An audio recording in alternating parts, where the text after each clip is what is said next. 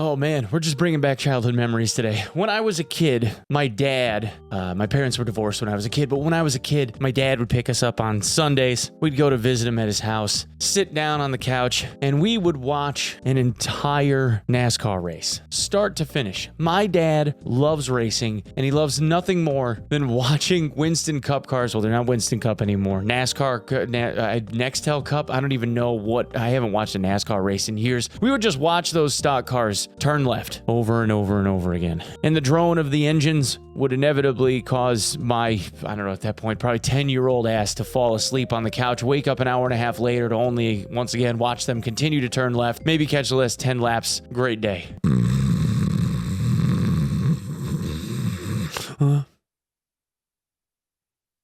Did we win? Did Dale Earnhardt win? Oh, all right.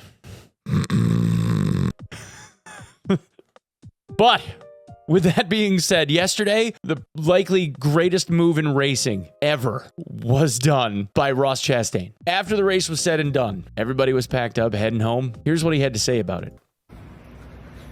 Holy cow. I can't believe that worked. I hate that we were ever even in that position. I feel like we've done everything right. And we just didn't score enough points throughout the day to be more comfortable. But the effort of our pit crew on the final pit stop to give us a chance to be close enough. And then just, if it didn't work on the final lap, it didn't work. We were out by 2 points anyway, but it worked. So happy that it worked. We have a chance. That's all we asked for.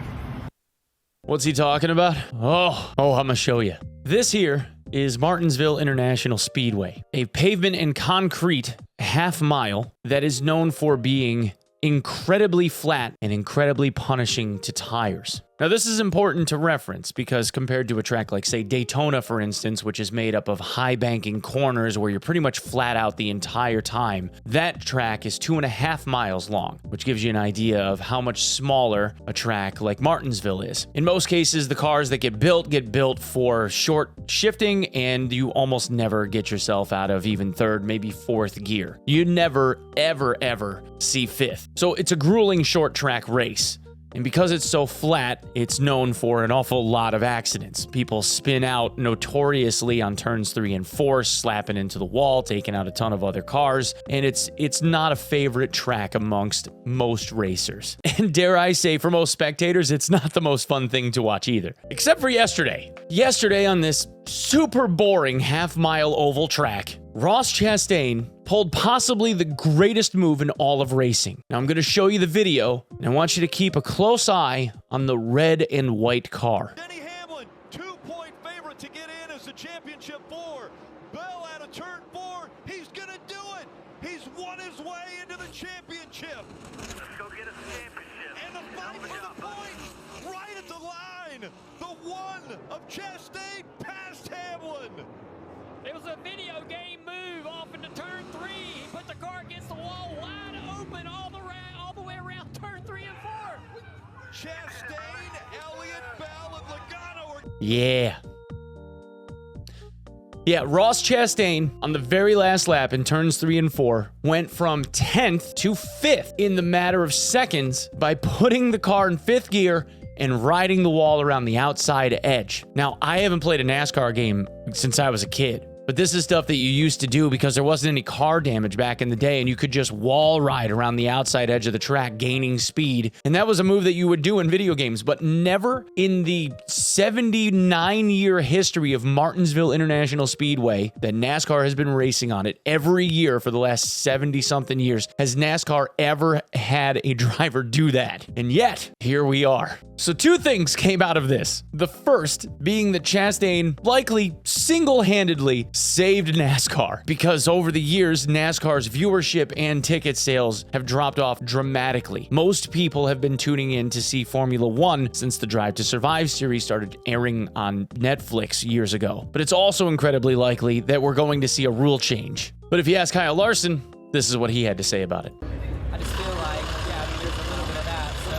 So just again, I don't believe that was a good look. I don't believe that was the fairest way to make it in the championship round. I feel like he stole that from somebody else more deserving. We didn't do that. I'd be surprised. I think it kicked out the 11, so I'd be surprised if Ross made it very far in the race anyways on Sunday. So what he's saying is he didn't believe that it was a fair move, that riding the wall around the outside of the track like that in order to gain 5 positions wasn't something that was fair and shouldn't have been done that way. All right, whatever. You want to think about it that way, you can think about it that way. The likelihood that they're going to make a rule change is probably pretty high, because the last thing that you would likely want to see happen is the entire field trying to wall ride the outside of the track in order to be able to finish ahead of their competitors. So there probably will be some type of track limit imposition, although it would be pretty damn cool to see the entire track ride the wall around the outside edge on a last lap just to be able to secure whatever place that they were in. Now, Chastain needed a couple of extra points in order to be able to secure himself into the playoffs, if you will, the championship round from NASCAR. They've been doing this recently, in recent years, where they've been whittling down the field to a final grouping for a final race to determine who's going to get the championship, kind of like an elimination series. In this case, if Ross had remained in 10th, he would not have finished in a high enough position to gain enough points to be able to have him guaranteed a place in the championship race. So because he ended up wall riding his way into 5th, he generated enough points to guarantee him a placement in that championship race. Kind of awesome, if you think about it. It was like an OG NASCAR Gran Turismo move, just doing the wall ride in order to be able to finish ahead of some people, and I thought it was great. Whether or not it was safe is a completely separate story. But damn, it was cool to watch. And for those of you that want to see it full screen, one more time, here we go. Point favorite to get in as the championship 4. Bell out of turn 4. He's going to do it. He's won his way into the championship. Let's go get us a championship. And the Hell fight of a for job, the bud. point right at the line. The one.